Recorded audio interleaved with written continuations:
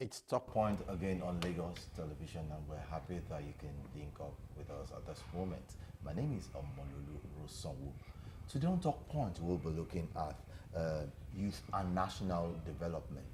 Of course, it is very clear that youth make up 60 to 65% of the population of Nigeria, going by the statistics that we have now available, and they also are very, very key to developmental issues in Nigeria. Without them too, Nigeria cannot move forward because they are also supposed to be succeeding the elderly ones, and that is very key to the development of the nation.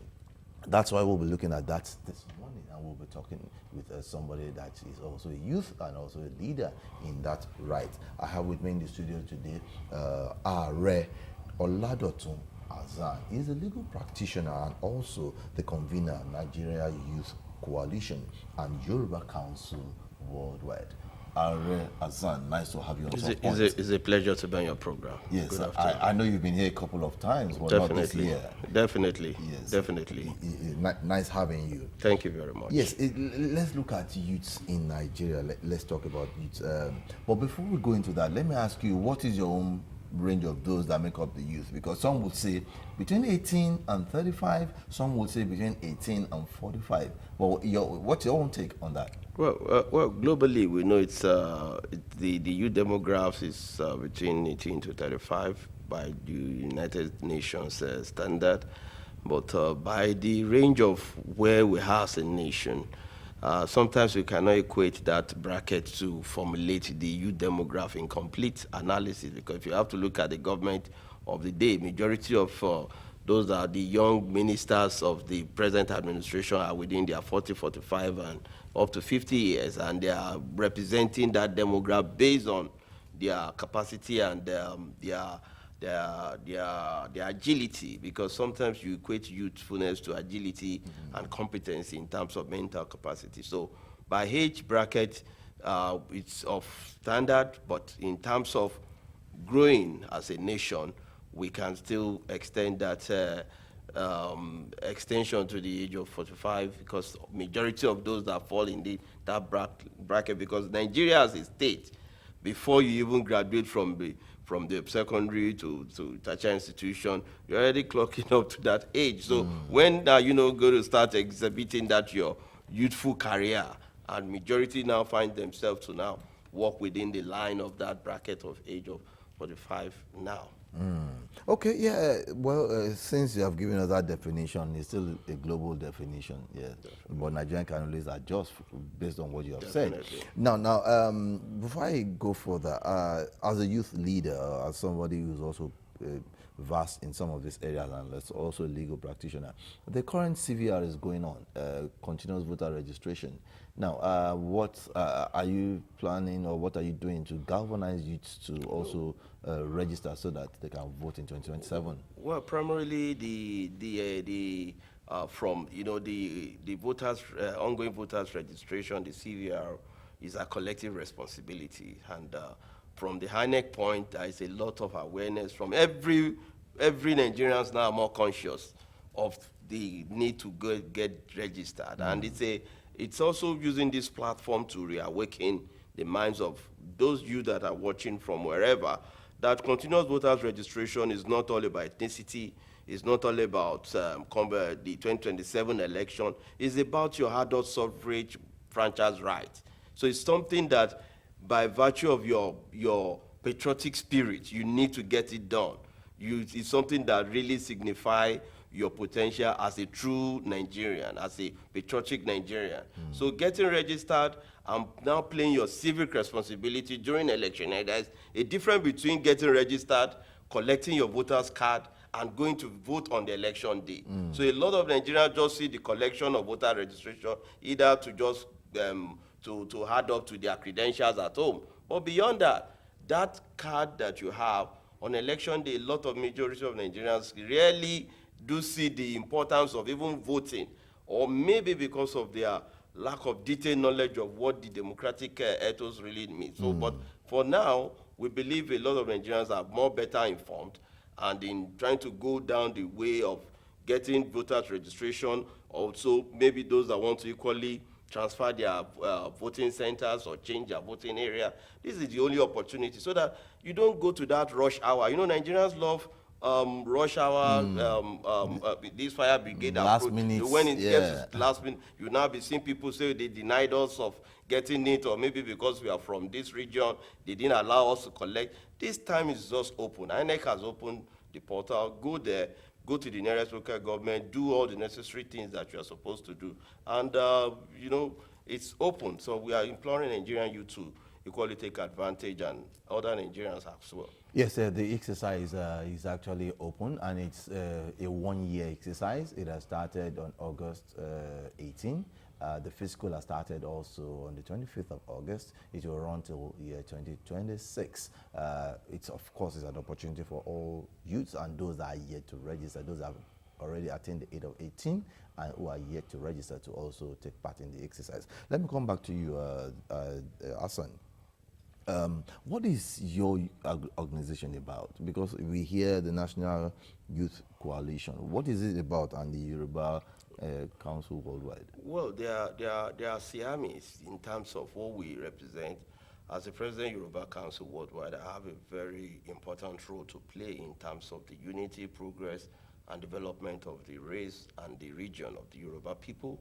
And by extension, I equally have an overbearing I have to oversee by virtue of the roles I played in the past and presently as the Secretary General of Nigerian Ethnic Nationalities Youth Leaders Council. I'm a convener of National Youth Stakeholders Forum and Nigerian Youth Coalition. These are groups of various youth leaders across the region, across the 6 geopolitical zones, and we have been constantly meeting to galvanize opinions, especially when it comes to national development, when it comes to issues of national interest, and we've not kept quiet at all when it comes to putting government at its feet to do the right thing and ensuring that we guide the process from not being hijacked by agent provocateurs. Because as far as the country is concerned, we have the enemy within, we have the enemy without, we have a lot of people that are jostling because of 2027, and they just believe all they just see about the country is bad news. And if anything good news come out of our Nazareth,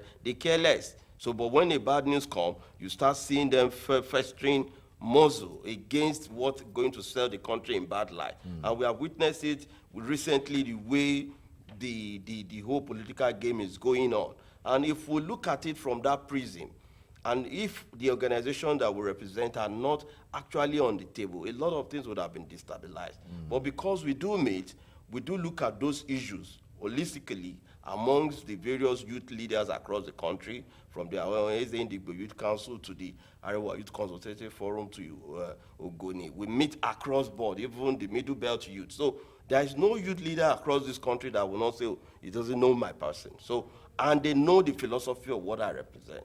I represent an egalitarian society, democratic development of our nation, and to ensure that to be participatory in the state of affairs of our country is our collective responsibility. And that's one of the reasons why we have been making effort to make sure that whatever that is happening within the polity, where we see negative activities that youth are being involved or being used as tools of causing unnecessary crises, we'll call them to order. And that's one of the essence of this recent issue that is going on within the NNPC, where Bashir Ojulari is being called, his removal here and there from I'm gonna come to that. Youth and all that. So to us, we just find out that it's high time we speak up as leaders that enough is enough. We cannot be used as tools to destabilize. Okay. Or the most important thing is those calls are inimical, are illicit, and it's uncomplimentary to now relate it to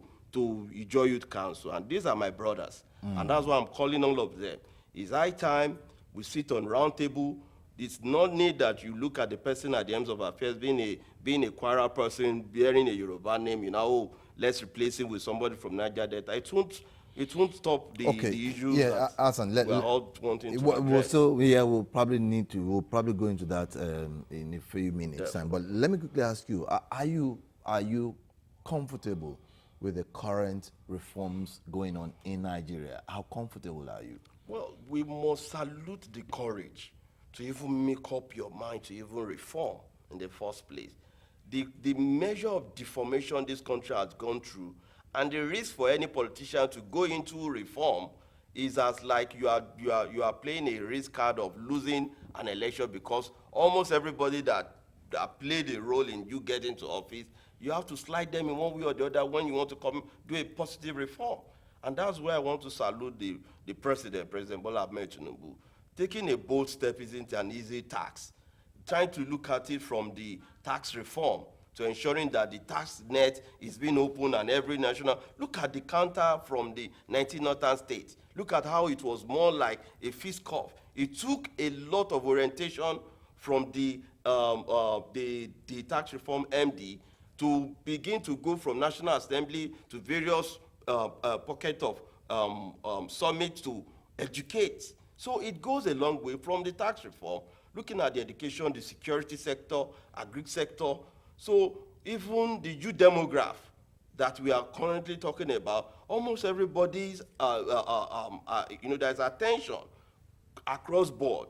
And except you are just want to play politics, you now want to say, oh, what Bola Ahmed Tinubu has done for the past 2 years is nothing. It's only a feeble mind that we just want to say that Bola Ahmed Tinubu have not done anything as far as the country is, even to stabilize the country, for us not to have fuel scarcity, for the country's economy to be building up, and we are still seeing foreign direct investment coming in, to ensure that we stabilize the currency.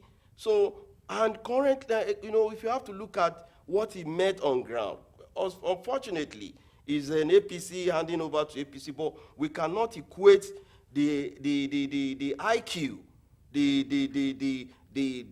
the amount of intellect invested in this administration compared to every other previous administration. We've always leaned on politics, and politics is what brought us to where we are. Politics of religion, of ethnicity, and this government say no, enough of all that. If you are a youth and you are competent, come and do it. If you're an elderly person and you have a role to play, irrespective of your geopolitical zone background, Tinubu is the only person that will assess you based on your competency and place you there. Even if everybody say no, if you say he sees something in you, definitely you are competent, it will allow you to just to do it. And if you look at the way everybody has been doing across board, it's not the kind of leader that will be tele-guiding you with, it will allow you to deliver and bring report. Then let the people equally assess. It got to a time. He told all his ministers, go and tell to Nigerians what you are doing, not me. So he's a leader of leaders that knows his onions. So it's not about just being a president and want to just pat him in the back. Where the president falls short of some areas, we will alert him. We have been at his feet every other time to letting him know where Nigerians are clamoring in terms of the issue of the removal of the fuel subsidy cost us a lot of economic downturn. And it's still not yet going. Could that be a reason why people are saying, hey, tough times are here and the president is giving everybody tough time? To me, that's where I want to address Mr. President exclusively, that it shouldn't be looked too deeply, that, once pains are just too much and the citizens are used to pains, it will be so uneasy when you now find the solution and you give it to them, because they will still be afraid that the pain is still leaning. So let Mr. President know it rightly, that the tough times that we are talking about, in terms of the 2 years, there should be some emergency intervention. Yes, food price of rice has come down to 50,000. It's not enough. If the food price are you sure it has gone to 50,000? No. Because I hear it has gone up to around 65, 70,000. That is where we are telling Mr. President, a lot of the bottlenecks, Mr. President needs to, like the Renewed Hope agenda is a consolidated hope of the MKO Abiola. When MKO was, even during his campaign, food surplus was everywhere. That food surplus, let Mr. President not see it as doing us a favor. It's part of the Renewed Hope policy, that food should come down to the barest minimum per 1,000. Bag of rice of 50K in Nigeria, I can bet it with you with the landmass that we have, We can sell bag of rice as 10,000 naira per bag, and we will not lose or blink our eyes with the amount of enormity of resources we have. If only the $500 million that Ojulari just disclosed that is being wasted every month to turn around maintenance of moribund refineries alone is targeted at food alone. Let me tell you, we are too blessed a nation. So let Mr. President see the love that we have, that this is not time for politics, or it's not good, let's remove him. Who is that good person that will do what he's doing now? Go and look at, go fact check the kind of politicians that we have that are even drumming for his removal based on ethnicity are not doing this nation for good. Because if you begin to drum a war on the premise of ethnicity, you are better dividing the nation than being patriotic. And that's what will, and let me tell you, there's always a reversionary of everything you do.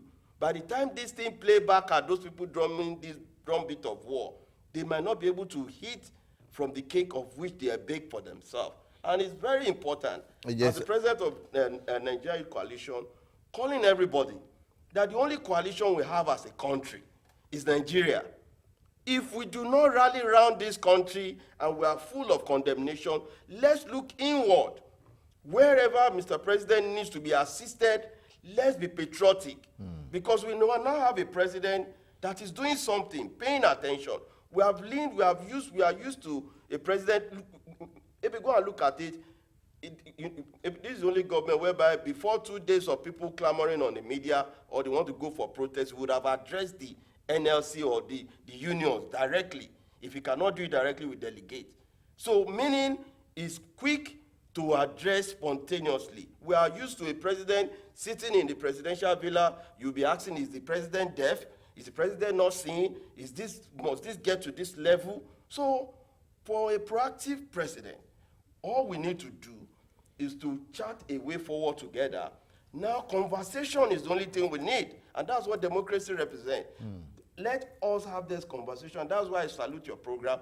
What we are doing here is to converse, to ensure that, oh, this area, Mr. President, you are doing good. This critical sector should be addressed. The youth demographic to unemployment is on the highest rate. Let Mr. President open up the agri sector. Give land to every youth leader, anybody that is interested in farming. Don't give it to private sector any longer. If those land that are there, call youth organization, NYSC, maybe National Youth Council of Nigeria, you call NAS, the student angle, come up with list. As you are going to school, you can be farming nearest land to you, get them allocation, let them also know how to commercialize farming, so that we know that everybody will have something doing. For you to revolutionize this country into a productive economy, you have to charge the citizen up. You have to create an enabling environment. But if we are like more of a spectator every day, and we don't have a means, there's no channel. Every channel of governance, every channel of maybe ministers now, there's no connect between the Ministry of Youth and so many other youth organizations now. Because there must be that daily connect. Except those that are maybe registering for 1 or 2 programs, it's beyond that. But there must be daily connect between the state, federal ministry, and local government ministry of youth, so that everything about those engagements can be monitored, evaluate for progressive development of our state. Yes, as we round up now, what advice now do you have for the person in charge of the NMPCL? Because there's clamor, just like you said earlier, there's clamor for his removal by the George Youth Council. Now, what advice do you have for them, and why is this clamoring coming up now when there seem to be reforms in that area? Yes, I want to firstly reassure Mr. Bashir Ojulari that he should stay focused, as he has assured Nigerians that he's there to correct the wrongs of the past. And we have seen it from his first line charge of ensuring to first of all stop and block all the wastages of 500 million naira monthly. It's $500 million, not even naira, monthly, that's been wasted. And it told Nigerians that this is his fight, that we should support him. And what I expect the Joint Youth Council and the Niger Delta Ethnic Nationalities, that this is our country. It is time that we commit ourselves to an alternative dispute resolution mechanism in resolving the issue. And they should stop the antagonistic method of campaigning for its removal. That will not solve a problem. Either you replace it with an indigene. An indigene of Niger Delta can even come there and perform worst. It might not even do anything beneficial to their people. So if you now have somebody ready to deliver, and he has assured the leadership of Pengassin, and we know Pengassin is the watchdog union for every oil and gas sector. So if there can be a synergy, the only thing we want to reassure him on now is to stay focused. And Okay. it should be all engaging. We've written him a letter for him to look at the whole issue and let us sit on a round table. Let's begin to have conversations that affect the oil and gas sector. Let's see those areas of concerns as being raised that some people are being sacked by the NNPCCL. If they did not commit anything that warranted them being sacked, we will review those records. Then, for me, why now that there is a roaring within the NNPC against the saboteurs? Okay, yes. And I believe strongly that that is why I want to call the Joy Youth Council leadership to order that they should not be used as tools, Yes, but rather okay. than agents of change. Yes, I'm afraid time is no longer on our side. I want to thank you so much, Tumba Are Oladotun Azan, for coming on Talk Point today on Lagos Television. Thank you Thank for you very much. Yes, on that note, we have come to the end of Talk Point. 767 and 112 are still the line. So always call in times of emergency. Stay out of trouble. Ensure you contribute your own quota to the development of Nigeria and also Lagos State. I am Omololu Rosanwo, signing out.